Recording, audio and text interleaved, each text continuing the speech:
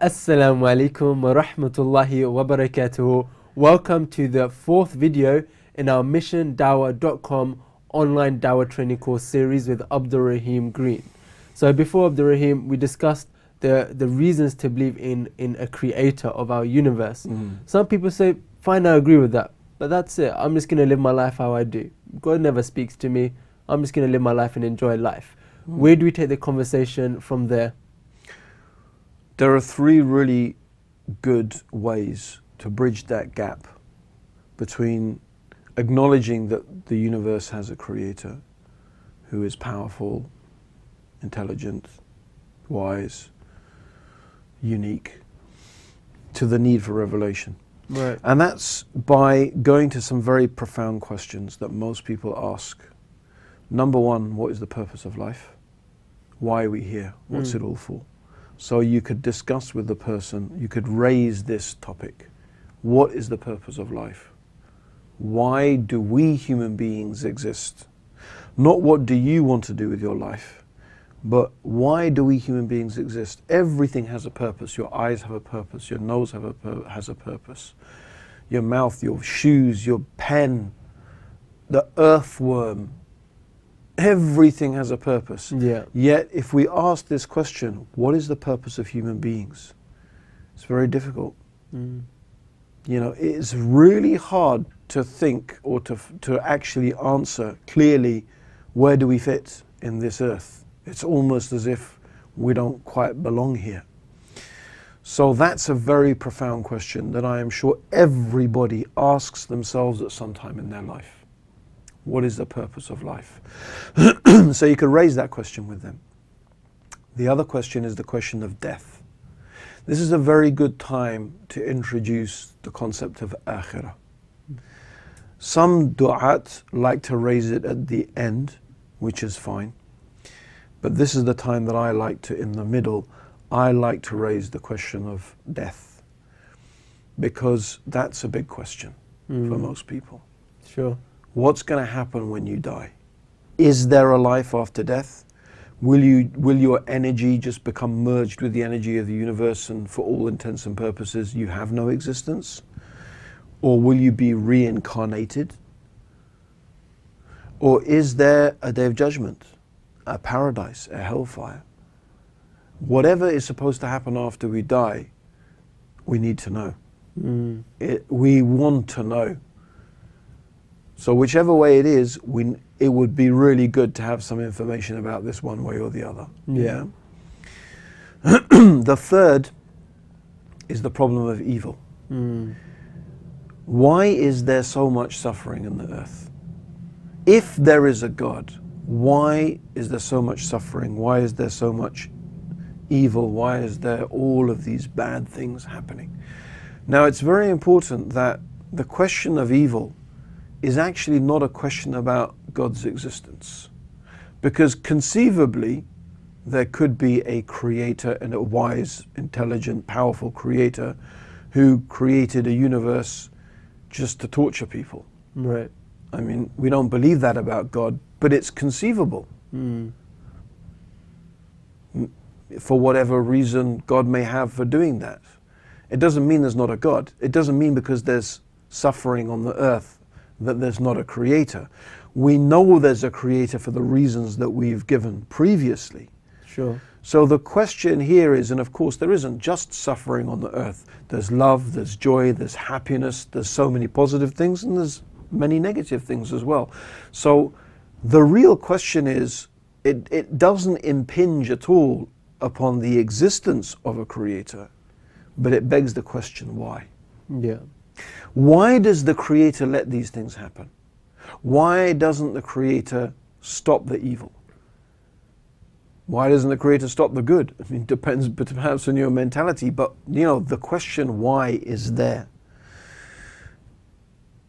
And the only way to come to any conclusive end to these questions is not through speculation. Philosophy can never answer these questions. Science can never answer these questions, simply because this is unseen. Sure. So I'll give you an example.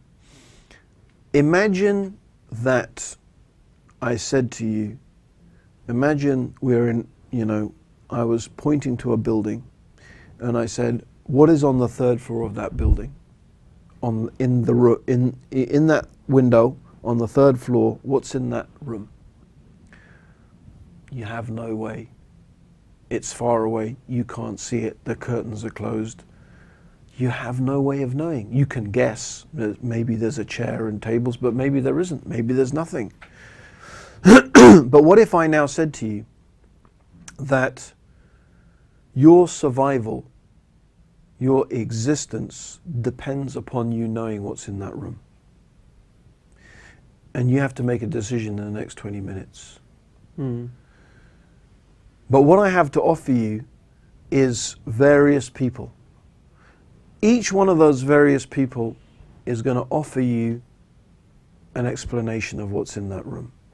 They're all going to make claims. These people are all going to make claims. One is going to claim this, one is going to claim that, one is going to claim this. And one of those people is going to be able to give you the right information. Again, it goes back to what we discussed. What process are you going to use to decide which guy is speaking the truth? Right? So, just to take a step backwards here, right? There's a need for revelation because we have some profound questions about our existence. And there's compelling reasons for us to understand that we need those answers to those questions. Sure. And it's not something, it's something we can expect, because we look at our life as human beings and we find that we have many needs. We have emotional needs, we have physical needs. And in this world we have all the means for those needs to be met. We're hungry, there's food. We're thirsty, there's drink. We're human beings, the naked ape, they call us, we have clothes, right? We have all the means to provide for our needs, and also our emotional needs. So how about these profound questions? Wouldn't it be rational to presume that the Creator who has provided for all of these physical and emotional needs has also provided answers to these important questions? But as I said, the only way you can reach certainty is if God provides those answers. Nothing else will do. Everything else will be speculation. Yeah. So that's the need for revelation. The point about the room and the different people goes back to something Muslims believe. Muslims believe that the way that God, the Creator, has let us know the answers to these questions.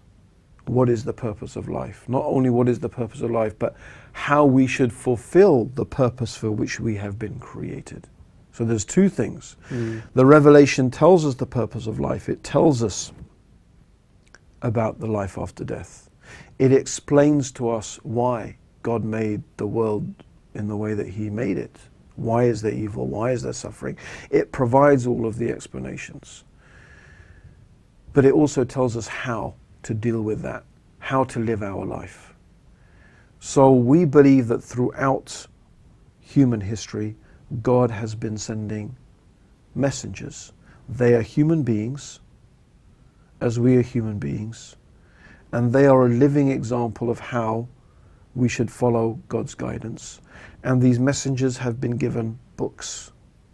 So we can refer to those books and we look at those messengers as living examples of how to follow those books. Right. So the example I often give is, if you get a new piece of electronic hardware and you're unfamiliar with it, one of the things you'll be looking for straight away is the manual. Yeah. The instruction. How do I work this? How do I turn this on? Now these days some stuff has got so smart. Literally the manual is turn it on. Flip it over, turn it on, this and that, and the rest of it. But it depends on the piece of equipment. But whatever it is, usually you need the instruction manual. And it's no good to get an instruction manual from, if you've got a Sony Ericsson phone and you've got an instruction manual from Nokia, it's no good. You need the one who made the phone to give you the instructions for that phone. Sure. It's the same for human beings, right? We need an instruction manual from the one who created us. Yeah. We don't need other human beings who themselves need guidance to give us guidance. Right? True. Now, unless that human being has got guidance from God. So, and often what I also say is, imagine that when a company sold you a product, they didn't just give you an instruction manual. They sent someone to actually teach you hands-on how to use it. Yeah. You say that's customer service, right? Okay. So this is what we believe. We believe that God has given us a book, in a sense, an instruction manual. He sent us human beings like us, to show us we can do it. If one human being can do it, you can do it, to show us practically how we can follow that guidance. Sure. Okay. So, but the question is there's lots of people making that claim. Lots of people claiming that ground, right? It's not only just Islam. No, we know Christians are making a similar claim. Hindus are making a similar claim. Buddhists, Sikhs, many different people. Maybe they're not well-known religions, but there are many different people making that claim. And that's why I get back to the example of the room. You have all of these people in front of you. What process are you going to use? Let's go back to common sense. Yeah. Now, what if I said that one of these guys, he never told a lie. He's never ever lied. In fact, he's honest, truthful, trustworthy. This man has sacrificed everything for truth. I mean, I think straight away you're going to feel inclined to believe what that person is saying. But what if we add to that this guy actually is dressed in a uniform, and what do we find is the logo he's got is the same as the logo on the building. Yeah.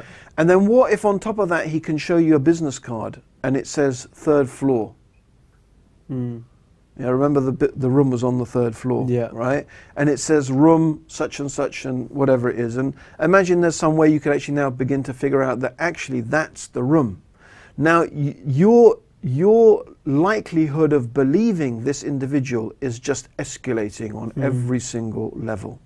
And that's what we believe. We believe that God has given the messengers, someone like Muhammad, who was truthful and he was honest and he was sincere and he was trustworthy. He was a person who even his enemies found it very hard to accuse him of lying and deception. When we look at the character of Prophet Muhammad, may God's peace and blessings be upon him, that's what we find. That alone inclines us to believe if a man never lied about others, is he going to come along and lie about such a big thing, about God and revelation? And then what if on top of that, we find that the book that he brings is full of indicators, things that would suggest that that's what I would expect to find in a book that's from God. That's the type of knowledge and information and consistency that I would expect in a book that it's from the creator of the heavens and the earth. So the same way that, the guy has the ID badges, there's certain things that now begin to make you feel that this gives you assurance that yes, this is really something. This is a person who's speaking the truth. This is something that looks like it really might be from God. Sure. Okay? And that is how we can start. I mean, I think, just hearing that, if you're explaining that to a non-Muslim, it's like they can relate to that totally. Sure. This is just, and again, using common sense, using reason. Now what we need to do is offer them, show them some of those things, some of those indicators that show us that the Quran is from God. Sure. We've already, I suppose, in a sense, discussed the Prophet Muhammad being truthful, being honest. We could give some examples from the life of the Prophet ﷺ about his honesty, his truthfulness, his trustworthiness, his great character. His whole life is full of examples of that. My particular favorite one that I like to use is when there was an eclipse of the sun, and there was an eclipse of the sun on the same day his child died. He had a child, Ibrahim. Ibrahim died when he was 6 months old. On the same day there was an eclipse of the sun. Sure. And even in those days, you can imagine, even today probably, if you went and told people, doesn't that prove he's a prophet? You get some people saying, yeah, that's amazing. His son died and there's an eclipse of the sun. And sure enough, in those days, it's 1,400 years ago, people thought this is, a sign from God, and they were running out and they were saying, look, even the sun mourns for the death of the Prophet of Allah. And then the Prophet Muhammad did this amazing thing. He called everybody and he told them off. He said, this is the sun, this is the moon. They don't eclipse for the birth or the death of any man. When you see this, it's a time to pray to the one who created all of these things. Now, you have to think that if Muhammad, may God's peace and blessings be upon him, was a liar, what an opportunity. Yeah. I mean, you've been trying to persuade people for 22 years that you're a prophet of God, and on the day your child dies, which, by the way, I mean, it's a big event today, but children dying in those days was, it wasn't, and it was a lot more common than it is for most of us living in the West. I mean, I think the Prophet had 2 sons who died when they were children, 3, including Ibrahim. So, all I'm trying to say is that, here's a guy, if you're saying he's a liar, that means he spent 20-something years trying to prove people, persuade them that he's a prophet. What an opportunity. You see, I told you people, you'd use no one would miss that opportunity. Even if you'd say, yeah, well, he wasn't a liar, he was deluded, he was mad, he thought he was a prophet, he really believed it, that's why he was so sincere. It's not that he was a liar, but again, a deluded person would be saying, oh yeah, I'm a prophet of God, this is, look at this. But what does he say? He says, this is the sun, this is the moon. He's saying this is just the normal processes, these are the things that God has put in his creation. These things don't happen because people die. Yeah. Right? This is there to make you realize that this universe has a creator. That there are patterns, there is order in this universe. Sure. So remember, God, this is not the words of a liar or a deluded person. This is the words of a truthful person who really is what he claims to be, a messenger of God. Okay, so and there are many other examples. I'm just giving you one. And so the brothers and sisters who are giving dawah, would be very good for them to familiarize themselves with the seerah of the Prophet sallallahu alaihi wasallam. There's so many other examples you can give, so many beautiful things. There are people who are interested in animals' rights, people who are interested in the environment. You find some beautiful things the Prophet said sallallahu alaihi wasallam about all of those things, you see, just to show what is the reality of the character and the personality of Prophet Muhammad sallallahu alaihi wasallam. And then obviously when we go to the Quran, we have so many opportunities, mashallah, to show them historical statements that it's really inconceivable how someone 1,400 years ago could have known the information, who could have put in that book information that was so accurate. Some of it is concerning history, some of those things are concerning the natural world. And anyone who reads the Quran, I think they will, that was my first impression when I read the Quran, is that how little it seemed to reflect the attitudes that were existing 1,400 years ago. It reads like a really modern book. For example, in Surah Al-Anbiya, the chapter of the prophets, it talks about, have not those who disbelieved seen that the heavens and the earth were joined together as one united piece? Then we rent them asunder, and we created from water every living thing. Will they not believe? Yeah? And the Quran describes how Allah created the mountains, and he placed them in the mountains' roots, lest the earth would shake with them. So, these are things that we've only really discovered very, very recently. I'm talking literally in the last 70, 80 years. Yet we find the Quran 1,400 years ago. There's no way that the Prophet Muhammad could have, where could he have got such accurate information from? Sure. These ideas did not even exist then. It's a challenge. Yeah.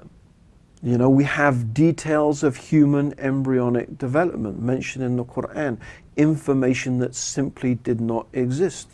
Although you do have people like Aristotle and Galen speculating on certain, they made a lot of mistakes. They said a lot of things that were not, and the Quran does not, despite what some people say, it is not reflecting their ideas. In fact, Sure. their ideas were inaccurate. They had some points right, but they were generally inaccurate. The Quran is really accurate, amazingly accurate, in a way that challenges an explanation. The most rational explanation is that this is knowledge from God. Yeah. And the only person who is going to deny it at the end of the day is a person who doesn't want to believe in God, or a person who has another belief system that they simply don't want to let go of. But for an open-minded, rational person, it's like we said in the beginning.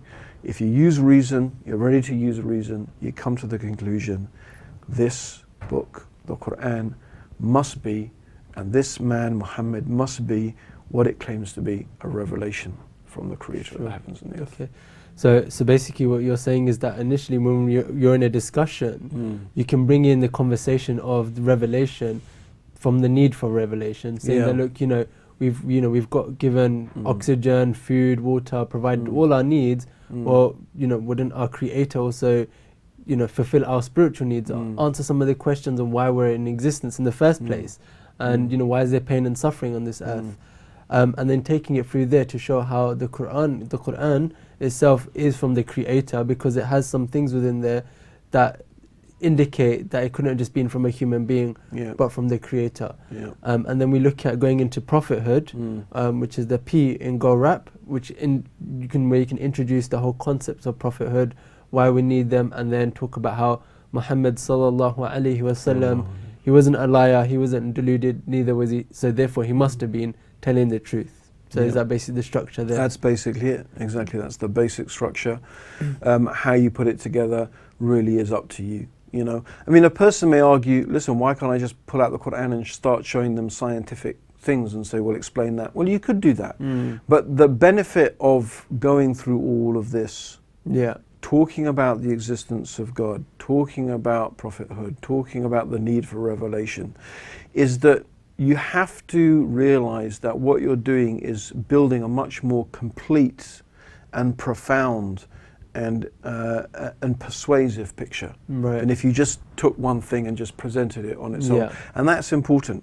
It's very important in the long term. It's important for giving that person certainty and conviction, and letting that person themselves understand really how deep is the reasonableness of what Islam is offering. And I think that's why, another reason why I really like to promote the method of taking the time when you can, of going through the whole of GORAP, talking about God's oneness, talking about all of these things, and take the time to do that. Sure. Okay, Jazakallah khair, Abdurraheem. There you have it. Today we've discussed how we can take a non-Muslim and show them how the Quran is from God, and how the Prophet sallallahu alaihi wasallam was truthful, and he was what he claimed to be, which is a prophet of Allah.